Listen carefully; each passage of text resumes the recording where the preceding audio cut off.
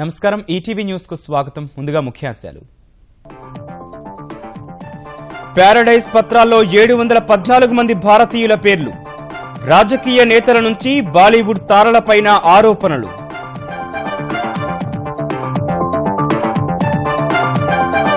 నోట్ల రద్దుతో బహుళ ప్రయోజనాలు చేకూరాయన్న కేంద్రం.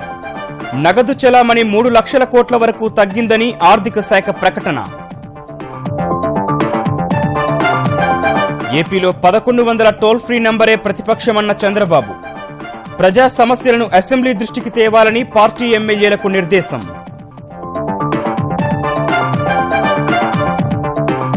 ఆంధ్రప్రదేశ్ ఖజానా శాఖలో కుంభకోణం. పొరుగు సేవల కింద లేని ఉద్యోగులు ఉన్నట్లు సృష్టి. కోట్లలో అక్రమాలు జరిగాయని అంచనా.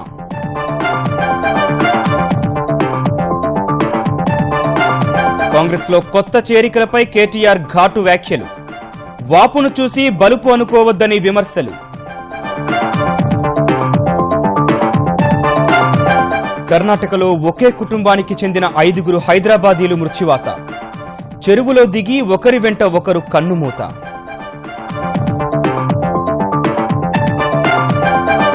టీ20 సిరీస్ లో అమీతుమికి సిద్ధమైన భారత్ న్యూజిలాండ్. తిరువనంతపురంలో నేడు నిర్ణయాత్మక మ్యాచ్. పొంచి ఉన్న వరుణుడి ముప్పు.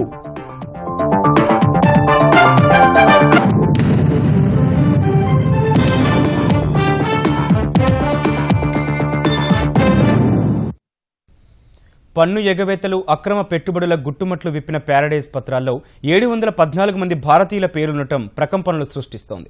రాజకీయాలు మొదలుకొని కార్పొరేట్, సినీ రంగాల ప్రముఖుల పేర్లు ప్రస్తావనకు రావడం దుమారం రేపుతోంది. ప్యారడైజ్ పత్రాలపై కేంద్రం సమగ్ర దర్యాప్తునకు ఆదేశించింది. పన్ను ఎగవేతే లక్ష్యంగా విదేశాల్లో అక్రమంగా పెట్టుబడులు పెట్టిన 180 దేశాలకు చెందిన ప్రముఖుల రహస్య లావాదేవీల వివరాలతో కూడిన ప్యారడైజ్ పత్రాల్లో 714 మంది భారతీయుల పేర్లుండడం కలకలం రేపుతోంది. ప్యారడైజ్ పత్రాల్లో పౌర విమానయాన శాఖ సహాయ మంత్రి జయంత్ సిన్హా, భాజపా ఎంపీ ఆర్కే సిన్హాతో పాటు తాజాగా ఛత్తీస్గఢ్ ముఖ్యమంత్రి రమణ్ సింగ్ కుమారుడు అభిషేక్ సింగ్, కాంగ్రెస్ యువనేత సచిన్ పైలట్, కేంద్ర మాజీ ఆర్థిక శాఖ మంత్రి పి చిదంబరం కుమారుడు కార్తీ చిదంబరం, బిగ్ బి అమితాబ్, సంజయ్ దత్ సతీమణి మాన్యతా దత్, కార్పొరేట్ మధ్యవర్తి నీరా రాడియా, యునైటెడ్ బ్యావరేజెస్ అధినేత విజయ్ మాల్యా, హెటిరో డ్రగ్స్ డైరెక్టర్ పార్థసారథి రెడ్డి తదితరుల పేర్లున్నాయి. 2008లో మారిషస్లో రాడికెక్స్ కంపెనీగా రిజిస్టర్ అయి ఆ తర్వాత గ్లోబల్ రెస్పాన్స్ ఆఫ్ ఇండియాగా పేరు మార్చుకున్న సంస్థకు రాజస్థాన్ మాజీ ముఖ్యమంత్రి అశోక్ గెహ్లట్, పి చిదంబరం కుమారుడు కార్తీ, సచిన్ పైలట్, కేంద్ర మాజీ మంత్రి వైలర్ రవి తనయుడు రవికృష్ణ నేషనల్ రూరల్ మిషన్ కింద ఈ కంపెనీకి కాంట్రాక్టులిచ్చారనేది ప్రధాన ఆరోపణ. అయితే ఈ కంపెనీలతో తమకు ఎలాంటి సంబంధం లేదని సచిన్ పైలట్, కార్తీ, రవికృష్ణ తెలిపారు. కార్పొరేట్ మధ్యవర్తి నీరా రాడియా బ్రిటిష్ వర్జిన్ ఐలాండ్స్లో నమోదైన క్రౌన్ మార్ట్ ఇంటర్నేషనల్ గ్రూప్ సంస్థను నెలకొల్పగా అందులోకి విజయ్ మాల్యాకి చెందిన యునైటెడ్ స్పిరిట్స్ 2014 వరకు 10,000 కోట్ల రూపాయలు మళ్లించినట్లు తెలుస్తోంది.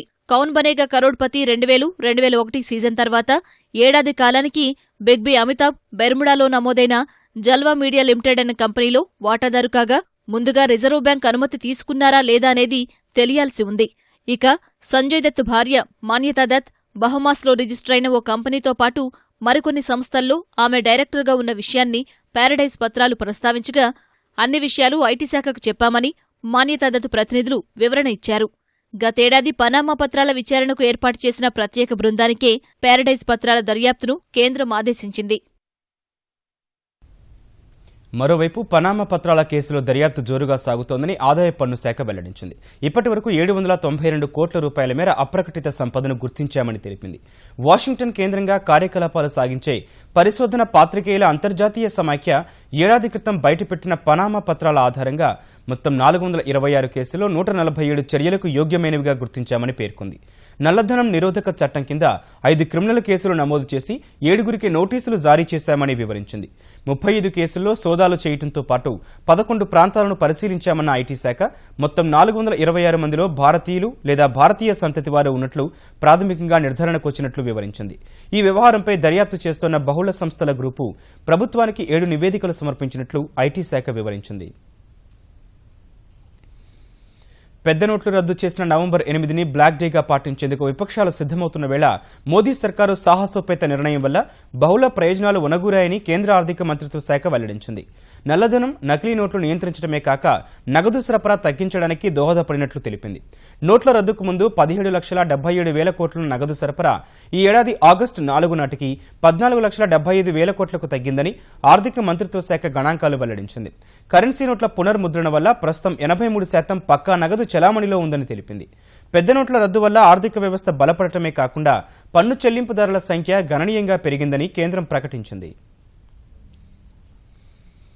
ఆంధ్రప్రదేశ్ ఖజానా శాఖలో మరో కుంభకోణం బయటపడింది. ఒప్పంద ఉద్యోగులకు వేతనాలు చెల్లించేందుకు ఉప ఖజానాల్లో ప్రత్యేకంగా నిర్వహించే పద్దులో కోట్ల రూపాయలు స్వాహా జరిగాయి. విశాఖ, శ్రీకాకుళం జిల్లాల్లోనే దాదాపు 75 కోట్ల అవినీతి జరిగిందని అనుమానిస్తున్నారు. ఖజానా శాఖ ఉన్నతాధికారులు ఒక చింతపల్లి ఉప ఖజానా కార్యాలయం వద్దే తూతూ మంత్రంగా దర్యాప్తు చేసి చేతులు దులుపుకోవడం అనుమానాలకు తావిస్తోంది. వైద్యారోగ్య శాఖ, ఖజానా శాఖల్లోని కొందరు అధికారులు కుమ్మక్కై లేని ఉద్యోగాలు సృష్టించి వారి పేరిట వేతనాల రూపంలో కోట్లు కొల్లగొట్టారని తెలుస్తోంది.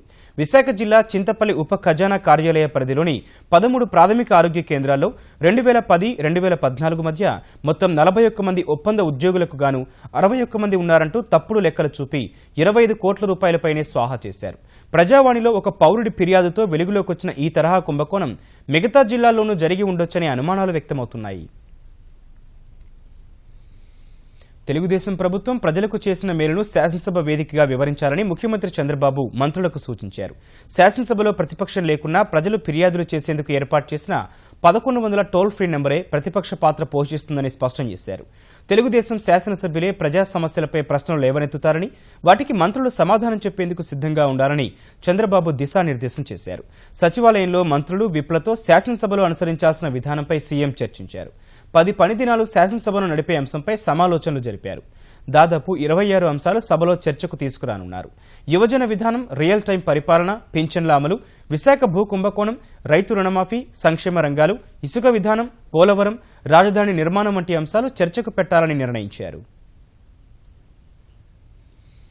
ఆంధ్రప్రదేశ్లో పెట్టుబడులు పెట్టేందుకు గొట్టే ఫోన్ టెక్నాలజీ ప్రైవేట్ లిమిటెడ్ ముందుకొచ్చింది.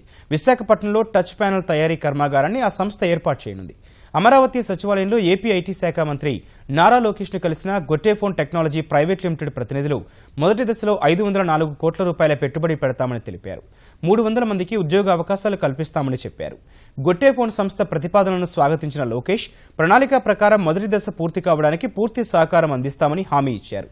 ఎలక్ట్రానిక్స్ తయారీ రంగంలో చిప్ డిజైన్ నుంచి పూర్తిస్థాయి వస్తువుల తయారీ వరకు ఉండే అన్ని కంపెనీలను రాష్ట్రానికి తీసుకురావడానికి చర్చలు జరుపుతున్నామని లోకేష్ వివరించారు.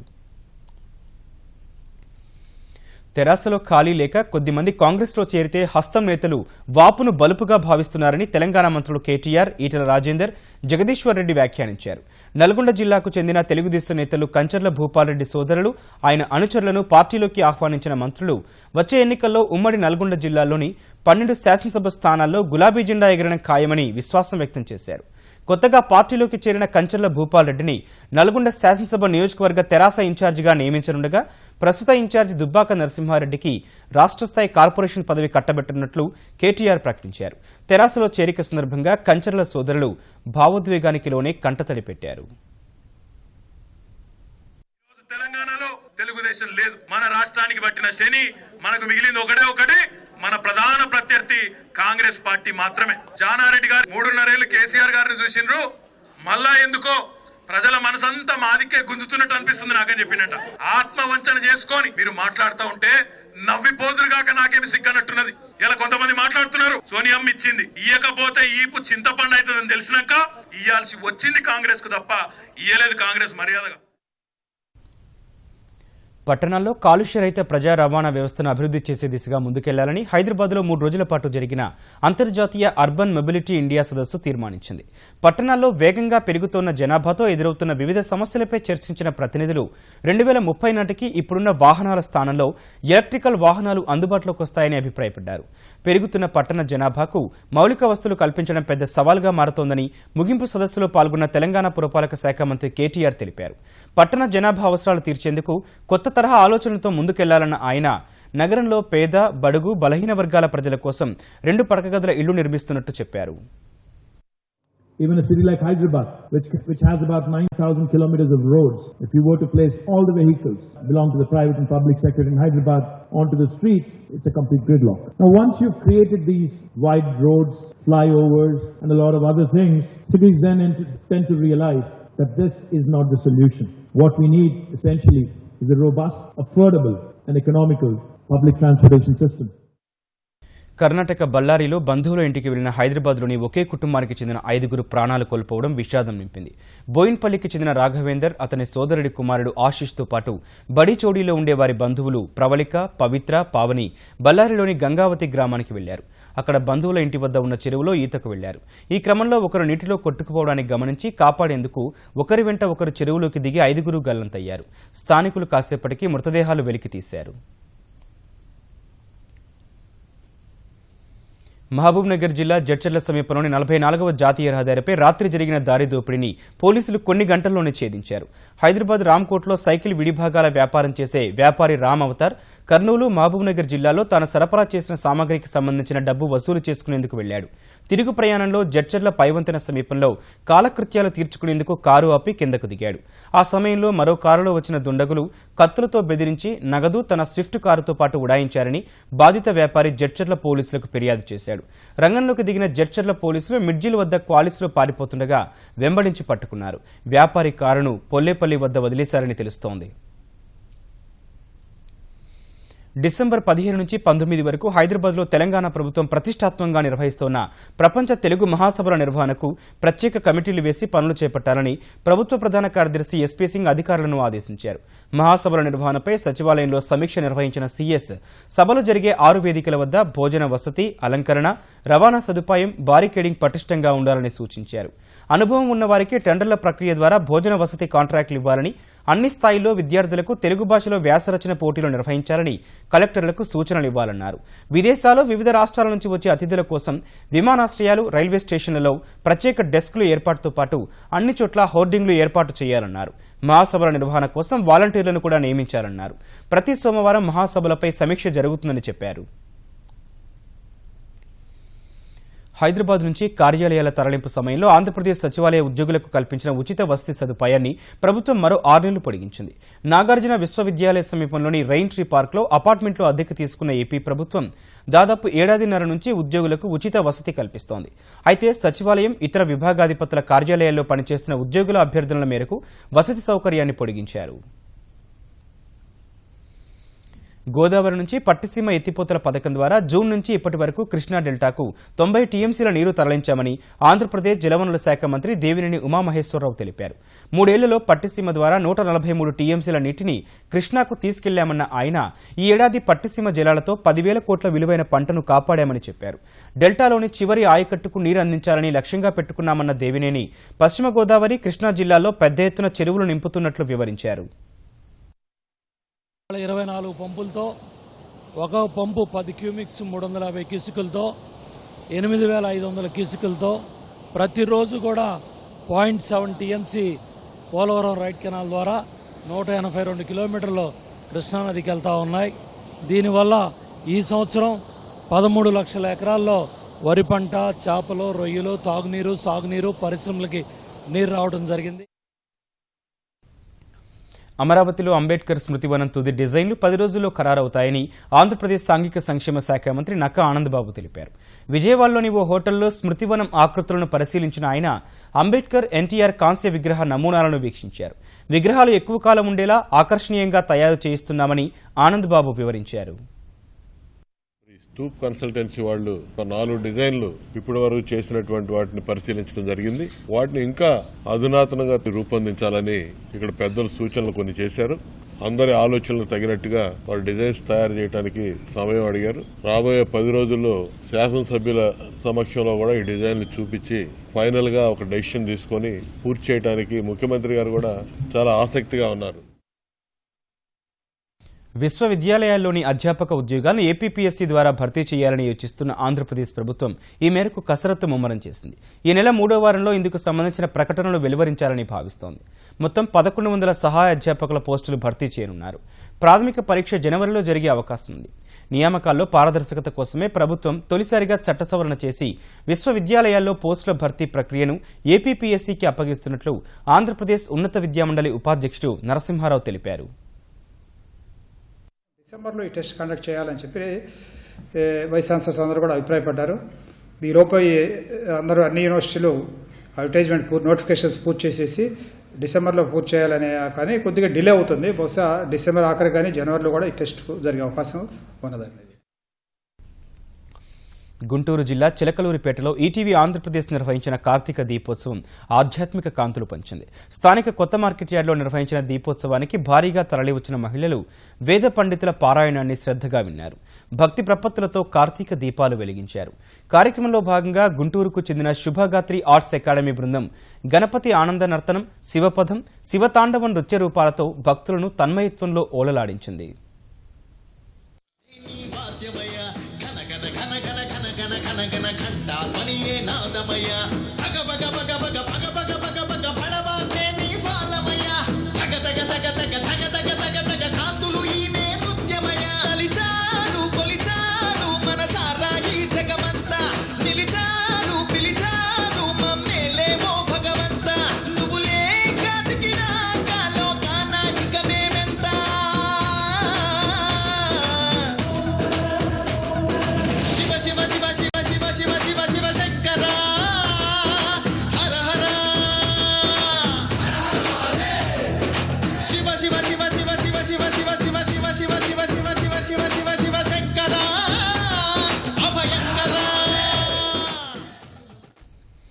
దక్షిణ కశ్మీర్లోని పుల్వామా జిల్లాలో జరిగిన ఎదురుకాల్పులో 3 ముష్కరులు హతమవగా ఒక జవాన్ వీరమరణం పొందాడు. కందీ ప్రాంతంలో ఉగ్రవాదులున్నారనే పక్కా సమాచారంతో సైన్యం నిర్బంధ తనిఖీలు చేపట్టింది. ఈ క్రమంలో ఉగ్రవాదులు కాల్పులకు దిగారు. సైన్యం కూడా ఎదురుకాల్పులకు దిగి 3 తీవ్రవాదులను మట్టుబెట్టింది. ఇరు వర్గాల కాల్పులో ఓ పౌరుడు గాయపడినట్లు సైనికాధికారి ఒకరు తెలిపారు. కాల్పులు ఆపినా సోదాలు కొనసాగిస్తున్నామని వెల్లడించారు. ఈ నెల 2న పుల్వామా జిల్లా ప్యాంపోర్లో జరిగిన ఎదురుకాల్పుల్లో 2 సైనికులు వీరమరణం పొందగా ఓ ఉగ్రవాది హతమయ్యాడు.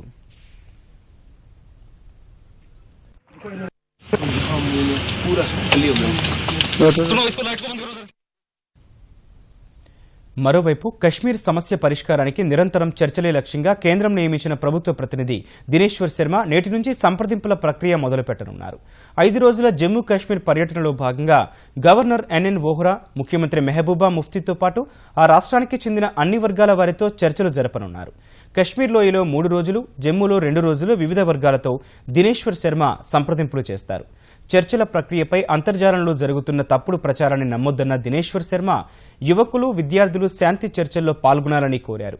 చర్చల ప్రక్రియను ముఖ్యమంత్రి మెహబూబా ముఫ్తీ స్వాగతించగా ప్రతిపక్ష పార్టీలు, వేర్పాటువాద సంఘాలు కాలాహరణ కార్యక్రమమంటూ విమర్శలు గుప్పిస్తున్నాయి.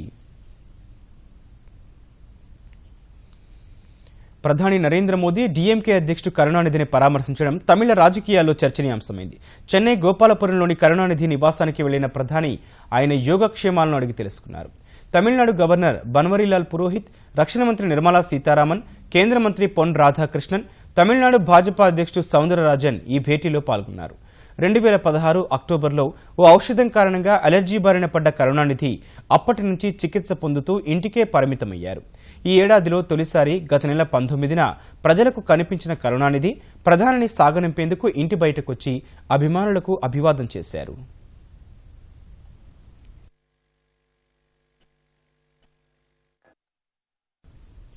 ముఖ్యాంశాలు మరోసారి. ప్యారడైజ్ పత్రాల్లో 714 మంది భారతీయుల పేర్లు. రాజకీయ నేతల నుంచి బాలీవుడ్ తారలపైన ఆరోపణలు.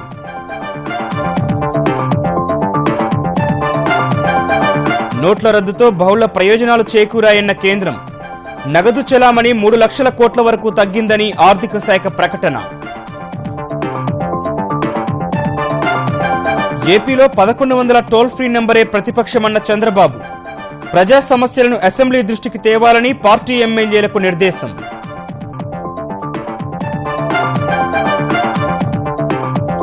ఆంధ్రప్రదేశ్ ఖజానా శాఖలో కుంభకోణం. పొరుగు సేవల కింద లేని ఉద్యోగులు ఉన్నట్లు సృష్టి. కోట్లలో అక్రమాలు జరిగాయని అంచనా.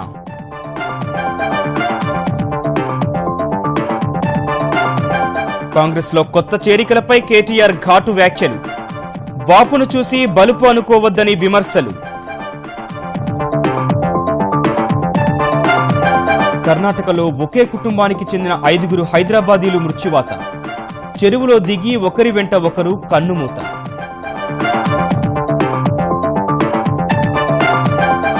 T20 సిరీస్లో అమీతుమీకి సిద్ధమైన భారత్, న్యూజిలాండ్. తిరువనంతపురంలో నేడు నిర్ణయాత్మక మ్యాచ్. పొంచి ఉన్న వరుణుడి ముప్పు.